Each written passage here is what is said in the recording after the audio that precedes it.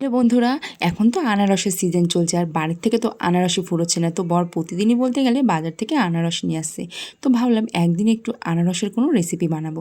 তো আনারসের আবার কী রেসিপি হয় সেটা ভাবতে ভাবতে ভাবলাম আনারসের চাটনি বানানো যাক।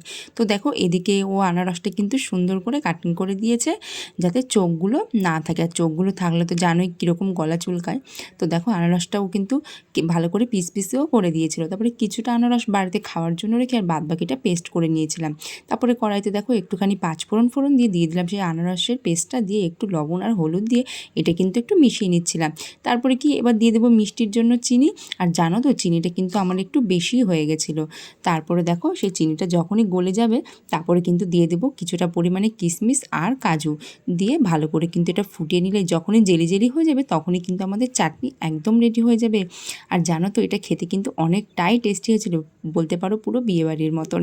তো তোমরা অবশ্যই ট্রাই করো, কারণ এই আনারসের সিজনেই তো আনারসের চাটনিটাই খাওয়া যায়, এরপরে তো আর খাওয়া যায় না। তো আজকের জন্য টাটা। কেমন লাগলো ভিডিওটা জানিও।